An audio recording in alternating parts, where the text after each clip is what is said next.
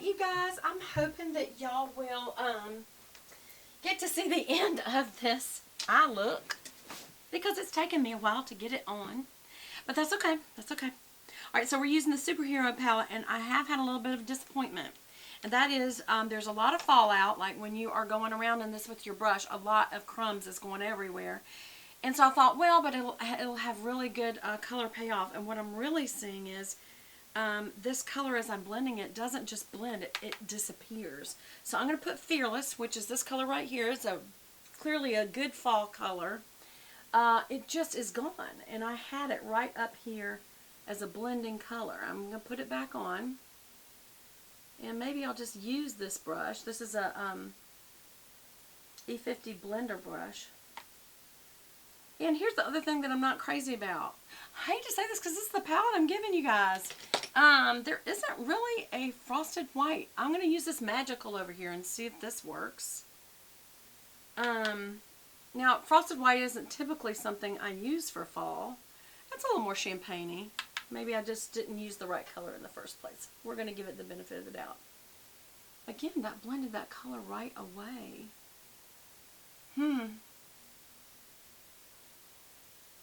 I don't even know what to say. It's gone again. That's supposed to be a red toned rug. It's just, as soon as I blended it, it's gone.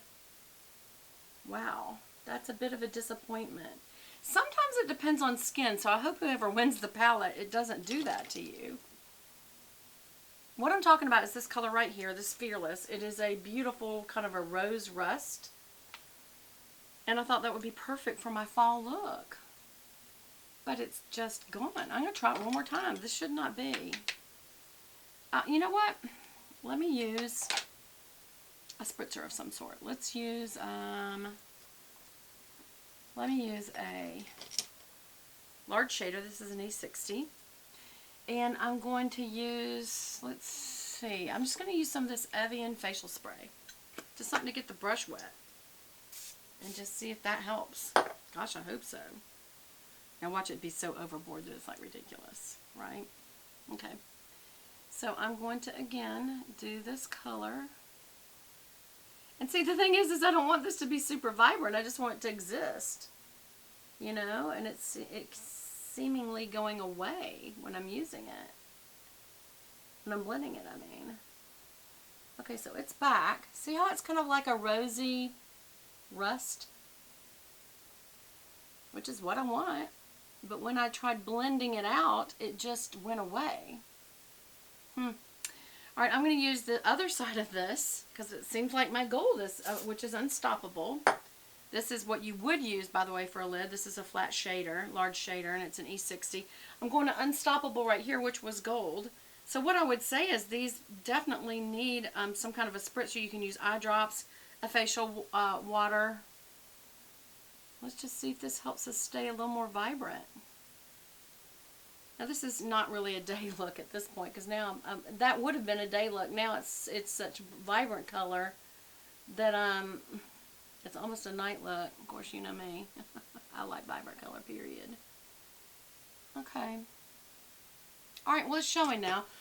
So I would say that if you want that rusty color to show up more, you probably will need to use some sort of a water spray.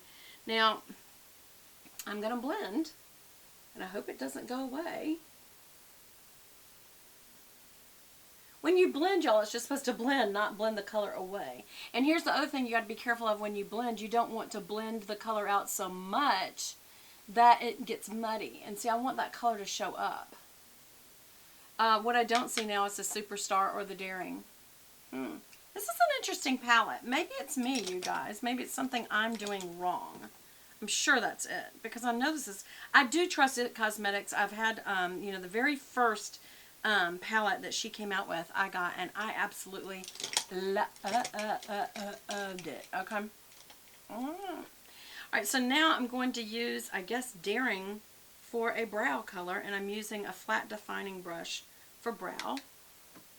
And I'm just going to go straight up through the bottom of the brow to the top, right up there, and then turn and go down. And then backfill it. And kind kind of stack the front here. This will be another test of the coloration of this palette. See how it goes, huh? How's that look? I don't know. Okay, so that is more of a red brown, so that's going to look weird. But anyway, so I'm going straight up from the bottom of the brow to the top of the outside of the iris and then down. That's too pointy. So I'm going to blend that out. So what do you do if you get it too pointy? Go in front of it. Like there's the point, go in front of it and come back to it a few times. And what that does is it kind of softens out the look of that one point. Like go behind it and in front of it until you kind of soften the pointed look of it. Like right there, that's two. And then go in front of it a little. So it doesn't look so pointy. And also, you guys, on camera, it is kind of hard to do your brows unless you've got a mirror up close and you can edit and blah, blah, blah. That ain't me. How's that? Okay. So again, I'm going to take a blender brush and just kind of blend all of this out now. Let's blend the edge over here. Get that blended out so it's not so. And right here, and right here. I'm sorry this is taking so long. This doesn't typically take this long. We're going to use our new Kim Kardashian or whoever Kardashian. It's a Kardashian, one of them. Liner. So I'm going to do a wing liner. Come in right there. Did not do good. Y'all, this has not been a really good experience. And you go in front of it and come back. Go in front of it and come back. I'm going to tip that out just a little more. It's not very pointy is the problem. That's pretty good. Meaning the tip end of it isn't. That's pretty good wing, don't you think? Now the key is getting them equal. There we go. It's happening, it's happening, it's happening. I'm sweating, you guys. My husband always says these lights cannot be that hot because they're LED. He goes, babe, they're not hot. They're LED. But I'm telling you, they're hot. Or just I'm hot. You know what I'm saying? Here. And I'm back feeling like sometimes when your skin is older and it moves, the best thing you can do is just use the very tip end and just fill in. Like that. I feel it's pretty good. Okay. So now we're going to do mascara. And we'll be done. Okay? Alright. And what is the mascara today? Remember, we've been choosing a different mascara each day. I did a drugstore run. And let's see, what did we choose? I'm doing my eyelash curler. That's a CoverGirl one. And we can choose either the Wet n Wild 80% longer. Might do that. Or the Katy Perry 360. Let's do the Katy Perry. It says 10 times the volume. And I think with all this bright color, I need volume more than I need anything. So we'll do her. How about that? What y'all think? You think that's a good thing to use? Alright, again, I'm putting the base of the eyelash curler right on my lid. And then it will automatically pop your lashes up. And then you go ahead and clamp down straight up. And then loosen it a little bit and then turn it back towards the socket. And that curls them back a little. Okay, and I didn't do that over here. So we're doing a second round. I feel like I'm having to go a little overboard with this, you guys, which is kind of bugging me.